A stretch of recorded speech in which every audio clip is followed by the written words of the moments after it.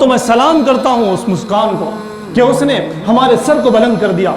اس نے ان لڑکیوں پر اس نے تماشا مارا جو لڑکیاں کالجز میں جا کے اسلام کا ٹھٹا اڑاتے. رب اشرح لي صدري ويسر لي أمري واحلل عقدة من لساني يفقهوا قولي. اللهم صل على محمد وعلى آل محمد كما صليت على إبراهيم وعلى آل إبراهيم إنك حميد مجيد. اللهم بارك على محمد وعلى آل محمد كما باركت على إبراهيم وعلى آل إبراهيم إنك حميد مجيد. میرے محترم بزرگوں اور نوجوان دوستوں، آج کے خطاب میں انشاءاللہ عورت کا مقام، حجاب اور یوم عاشقہ یعنی ویلنٹائنس ڈے کے بارے میں ہم جاننے کی کوشش کریں گے.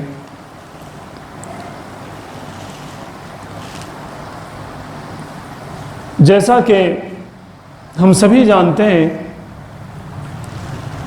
کوئی بھی انجینئر، کوئی بھی سائنٹسٹ یا کوئی بھی آدمی جب کوئی پروجیکٹ بناتا ہے تو وہ اس پروجیکٹ کے ایک پہلو سے واقفیت رکھتا ہے.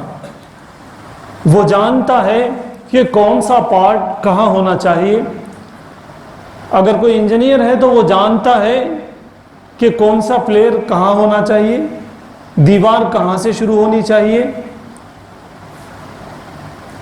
اور بنیاد کتنی کھودی جائے، اور میٹیریل کیسا استعمال کیا جائے، کتنے فلور اس کو بنانا ہوگا، تو کون سا چھت کتنے انچ کا ہوگا، اور پلیئر جو ہوں گے وہ کتنے انچ کے ہوں گے، اس کے اندر سٹیل جو ڈلے گی وہ کیسی ڈلے گی. کوئی بھی آدمی کوئی بھی پروجیکٹ بناتا ہے تو وہ اس کے بارے میں تمام چیزوں کا ایک پروگرام بناتا ہے، پھر وہ کامیاب ہوتا ہے اور وہ اپنا نام بھی کماتا ہے، اس کا کام بھی چمکتا ہے. این اسی طرح میرے دوستو، اللہ رب العزت نے جب اس دنیا کو بنایا ہے تو اللہ رب العزت جانتے ہیں کہ کس کو کس طرح کے حقوق دینے ہیں. اللہ رب العزت جانتے ہیں کہ مردوں کو کیسے حقوق ہونے چاہیے اور عورتوں کے کیسے حقوق ہونے چاہیے. اللہ رب العزت جانتے ہیں اور شریعت جانتی ہے کہ لڑکوں کا پہناوا کیسا ہونا چاہیے اور عورتوں کا کیسے. شریعت یہ بتاتی ہے کہ مردوں کی نگاہیں کیسے استعمال ہو اور عورتوں کی کیسے، بچوں کی زبان کیسی ہو اور بڑوں کی زبان کیسی. اللہ رب العزت نے اپنی قرآن کریم میں اور نبی پاک صلی اللہ علیہ وسلم نے احادیث مبارکہ میں یہ بات بتا دی ہے کہ پوری انسانیت کو کیسی زندگی گزارنا چاہیے اور کون سی زندگی پرفیکٹ ہے. اس لیے کہ پوری جہان کو بنانے والا اللہ ہے، پورے جہان کے طریقے کو چلنے اور چلانے کا طریقہ بتانے والے میرے اور آپ کے پیارے آقا محمد الرسول اللہ صلی اللہ علیہ وسلم ہیں. اللہ رب العزت نے تھیوری کے طور پہ بتا دیا قرآن کریم کے اندر کہ کیسی زندگی گزارنی چاہیے. ان کا یہ جو پروجیکٹ ہے دنیا کا وہ کیسے ہو، کس کو کہاں کھڑے رہنا چاہیے، کس کو کس انداز سے بات کرنا چاہیے، کس انداز سے نظریں جھکانی چاہیے اور نظریں اٹھانی چاہیے.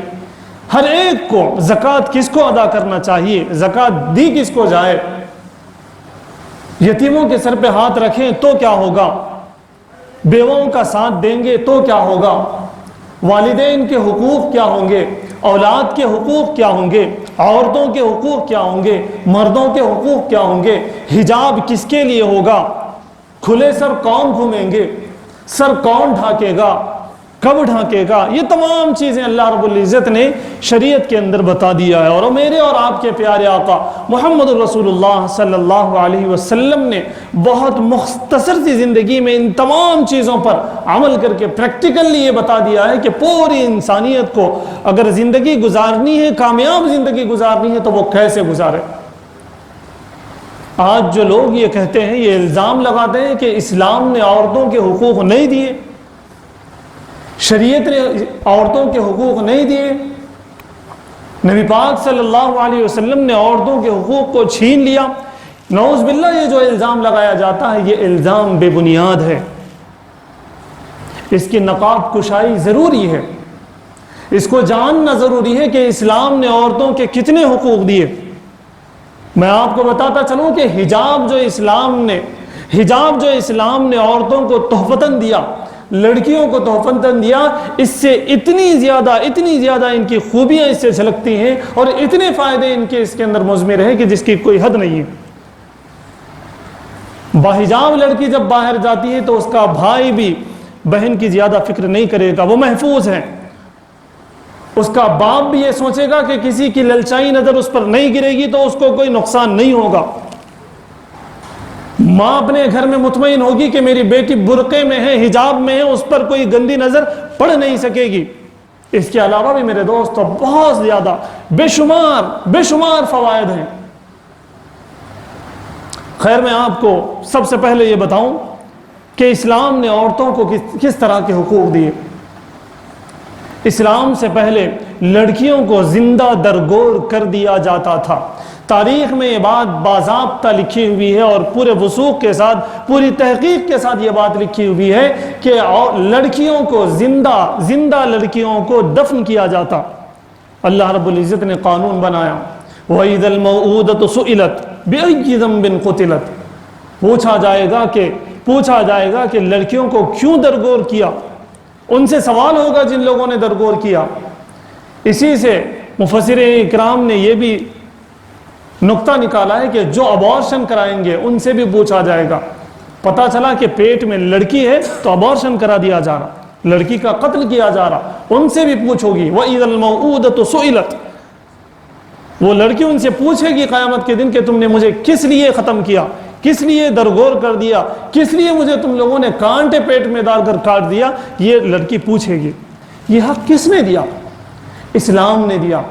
اور آگے آپ بڑھیے، اسلام نے کیا کہا؟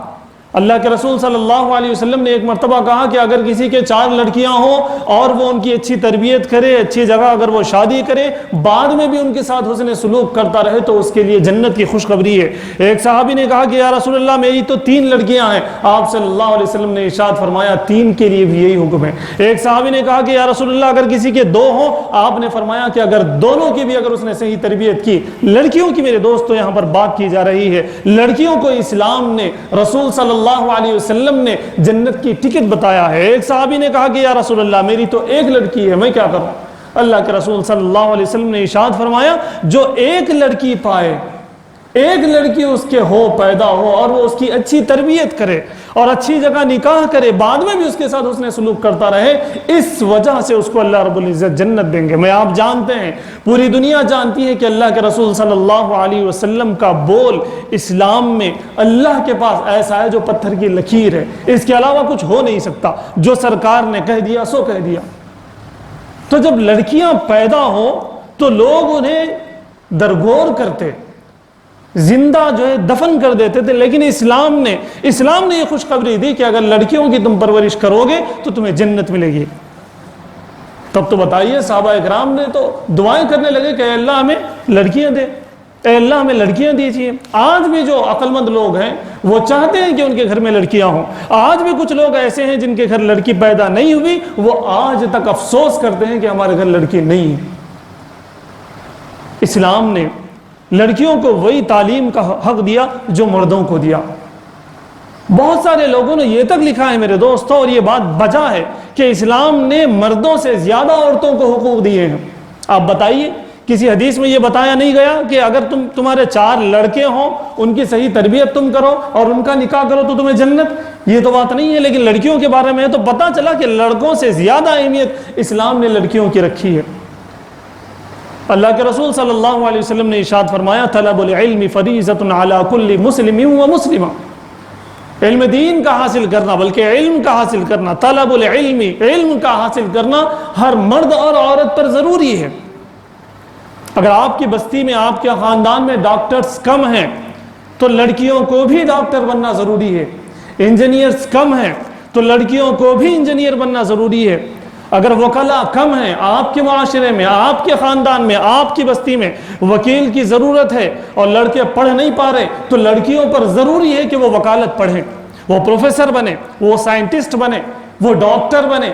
इस्लाम ने लड़कियों को पूरा हक दिया है, इसलिए कि इस हदीस मुबारक में ये नहीं कहा गया कि मर्दों को पढ़ना ज़रूरी है, ये कहा गया कि मुसलमान मर्द और औरत दोनों को पढ़ना ज़रूरी है।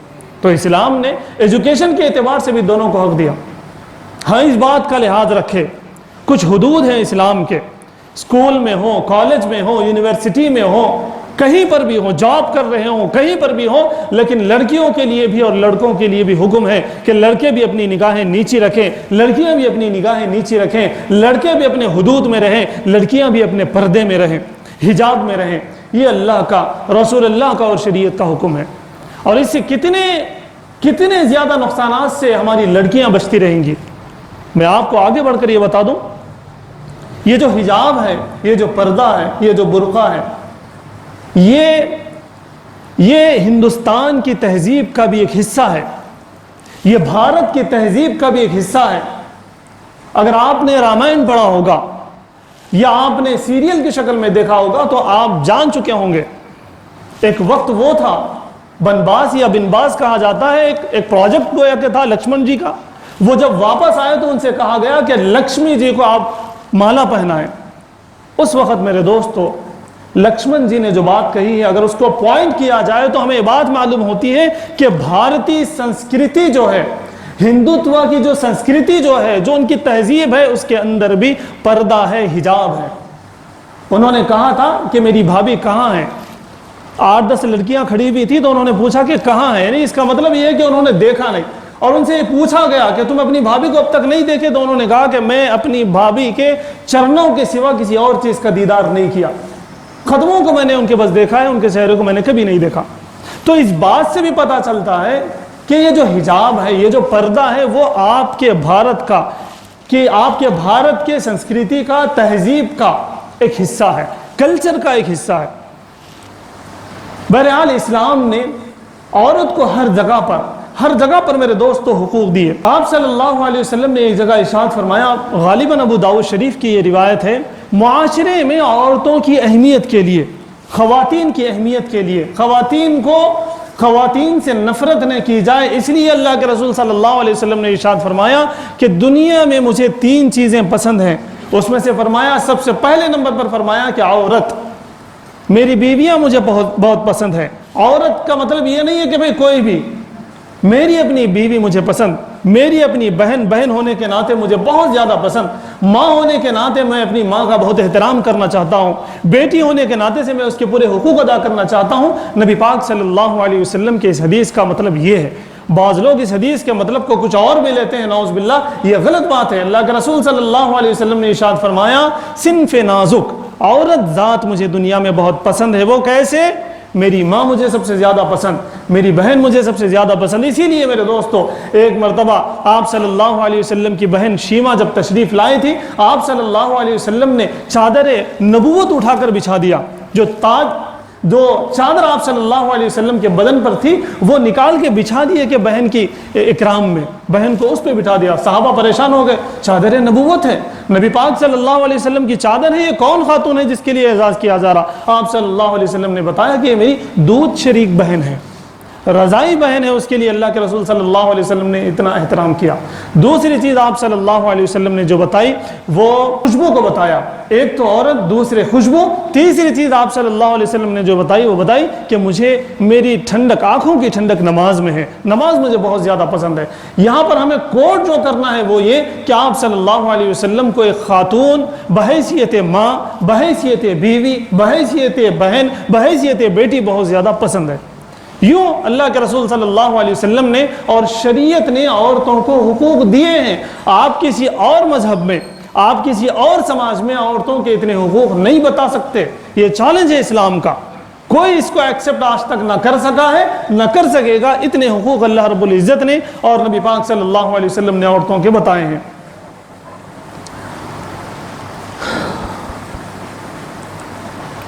और ये बात भी बताई गई कि یہ جو عورتیں ہیں وہ تمہارا لباس ہے، لباس لہن ہن لباس لکم وانتم لباس لہن، یہ قرآن کریم کے اندر بتایا گیا کہ یہ جو عورتیں ہیں وہ تمہاری ستر پوشی کے لیے ہیں، اور جو مرد ہیں وہ ان کی ستر پوشی کے لیے، یعنی کہ جو حقوق ان کے ہیں وہی حقوق ان کے ہیں۔ اگر کوئی کمزوریاں مرد کے اندر ہے تو عورتوں کو چاہیے کہ ان کمزوریوں کو چھپائیں، اور کسی طرح کی خرابی اپنی عورتوں کے اندر ہے تو مردوں پر یہ ضروری ہے کہ ان کی خرابیوں کو، خامیوں کو چھپائے۔ بولنے پھرنے کی اسلام میں اجازت نہیں ہے، میری بیوی ایسی ہے، میری ماں ایسی ہے، میری بہن ایسی ہے، میری بیٹی ایسا کر رہی، کسی طرح کی کوئی خرابی باہر بیان کرنے کی اجازت نہیں ہے۔ اسلام نے اس پر پابندی لگائی ہے کہ کوئی یہ سب جو ہے یہ رازدار ہیں، اس لیے یہ بتانا میں یہ چاہتا ہوں کہ عورتوں کے ایسے حقوق ہیں اسلام کے اندر، ویسے حقوق کسی اور مذہب میں نہیں ہیں۔ اور میں آپ کو بتا دوں کہ جیسا نظام ترتیب اور جیسا نظام اسلام میں ہے ویسا کسی اور مذہب میں نہیں ہے، اس لیے کہ وراثت میں بھی اللہ کے رسول صلی اللہ علیہ وسلم نے، شریعت میں اللہ نے اتنے حقوق عورتوں کو دیے ہیں کہ جس کی کوئی حد نہیں ہے۔ عورتوں کا بھی برابر حق ہے، ماں کا بھی حق ہے، بیوی کا بھی حق ہے، بہن کا بھی حق ہے، بیٹی کا بھی حق ہے۔ باضابطہ قرآن کریم کے اندر آیتیں موجود ہیں کہ کن کا کیا حق ہے، دوسرے مذاہب میں ایسی بات نہیں ہے۔ پھر کس منہ سے کہا جا رہا ہے کہ اسلام میں عورتوں کے حقوق نہیں ہیں؟ میں آپ کو یہ بتانا چاہتا ہوں۔ اسی طرح بہت بڑی چیز، اسلام نے عورتوں کو، لڑکیوں کو حق دیا ہے کہ وہ اپنے شوہر کا انتخاب چاہے تو کریں چاہے تو انکار کریں۔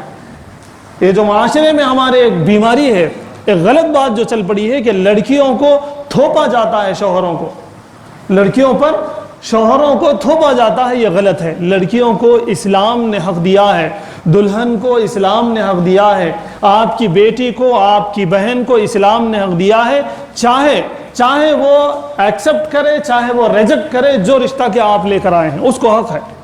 اسلام نے خالی نہیں چھوڑا، ہر کنواری لڑکی کو حق ہے کہ وہ چاہے ایکسپٹ کرے چاہے ریجیکٹ کرے۔ اس بات کو بہت زیادہ چلانے کی ضرورت ہے۔ مجھے اور آپ کو اپنی بہن کو کسی کے ساتھ کھوٹی کو باندھی ویسا تھوپنے کی اجازت نہیں ہے، اس کو من سے راضی ہونا یہ ضروری ہے، ورنہ میری اور آپ کی پکڑ ہوگی۔ یہ حق ہے باضابطہ ان کا، یہ ان کا حق ہے کہ اگر وہ چاہیں تو ایکسپٹ کریں چاہے تو وہ ریجیکٹ کریں۔ اس لیے کان کھول کر سن لیں، کہیں اگر ایسا ہو رہا ہو کسی خاندان میں، کسی بستی میں، تو یہ سراسر ناحق ہے۔ ان کو حق دیا گیا ہے، چاہے وہ قبول کریں چاہے وہ قبول نہ کریں۔ اسی طرح میرے دوستوں، عورتوں کو حق دیا گیا ہے خلا کا۔ اگر وہ شوہر کے ساتھ رہنا نہیں چاہتی، اس کا برتاؤ انہیں صحیح نہیں لگتا، وہ ان کے پاس جو ہے محفوظ نہیں ہے، انہیں نہیں لگتا کہ ان کا فیوچر اچھا ہوگا، تو انہیں حق ہے کہ وہ خلا لے لیں اور جدا ہو جائیں۔ اسلام نے عورتوں کو حق دیا ہے کہ وہ خلا لے لیں۔ اور اسی طرح وَعَاشِرُوهُنَّ بِالْمَعْرُوفِ کا ایک جو نعرہ ہے اسلام کا، ایک آیت مبارکہ جو ہے، اس میں یہ بتایا گیا کہ عورتوں کے ساتھ حسن سلوک کے ساتھ تم رہو۔ یہ آیت میرے دوستو ایسی ہے کہ ہر اعتبار سے یہاں پر عورتوں کے بارے میں کہا گیا ہے، خواتین کے بارے میں کہا گیا ہے، چھوٹی بچیوں کے بارے میں کہا گیا ہے کہ ان کے ساتھ حسن سلوک کا معاملہ کیا جائے۔ اب بتائیے، اسلام نے زندگی کے کسی پہلو، زندگی کے کسی حصے میں کیا نسوان کا، کیا عورتوں کا حق چھینا ہے؟ ہرگز نہیں۔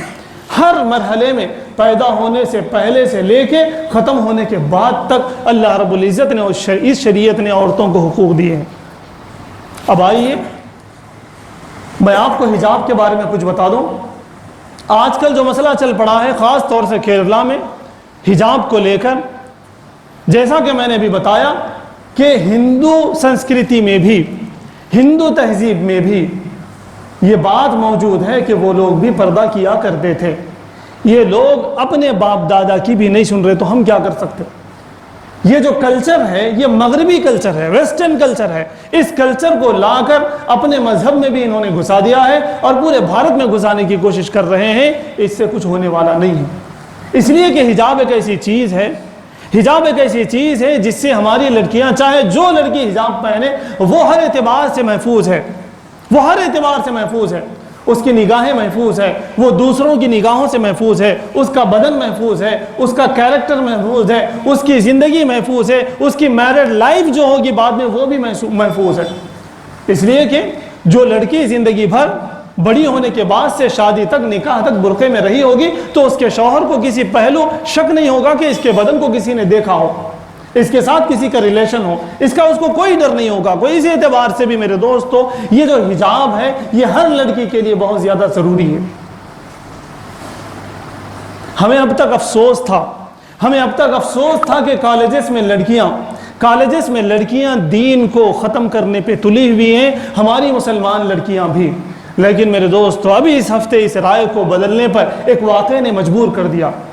केरला में आपने देखा, वीडियो बहुत वायरल हुआ, मुस्कान खान का जो वीडियो है, भेड़ियों की तरह उसके ऊपर लोग गोया के हमला करने चले, लेकिन तने तन्हा एक लड़की ने अल्लाह अकबर का ऐसा नारा लगाया कि मेरे दोस्तों, सिर्फ केरला ही नहीं पूरी दुनिया हिली हुई है।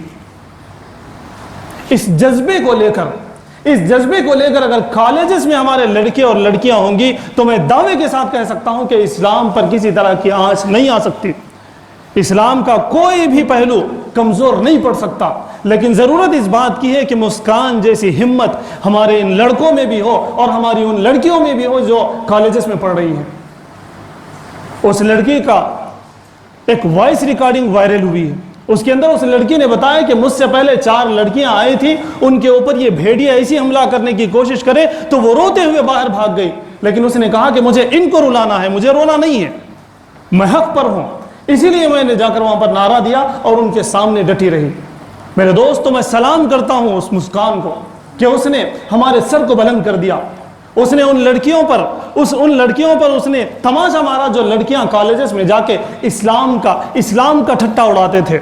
वो लड़कियां जो कॉलेजेस में जाके अपना स्कार्फ निकालते, अपना हिजाब निकालते, बाज मौकों पर ठुमके भी लगाते मुसलमान होते हुए, उनके गाल पर एक तमाचा है ये मुस्कान का। उन्हें होश में आना चाहिए। कॉलेज में रहकर आप अपने हुकूक के साथ, अपने स्कार्फ के साथ, अपने हिजाब के साथ, अपने बुर्के के साथ, अपने नमाजों के साथ, अपने जिक्र के साथ, अपनी निगाहों की हिफाजत के साथ, अपने बदन की हिफाजत के साथ, अपने ख्यालात की हिफाजत के साथ भी रह सकते हैं। आज तक हम ये समझ रहे थे कि स्कूल्स में और कॉलेजेस में इस्लाम तबाह हो रहा है। नहीं मेरे दोस्तों, मुस्कान ने यह साबित कर दिया कि वहां पर इस्लाम सिर्फ महफूज ही नहीं बल्कि वहां पर ऐसी शेरनियां मौजूद हैं कि जो इस्लाम पर किसी तरह का हर्फ आने नहीं देती।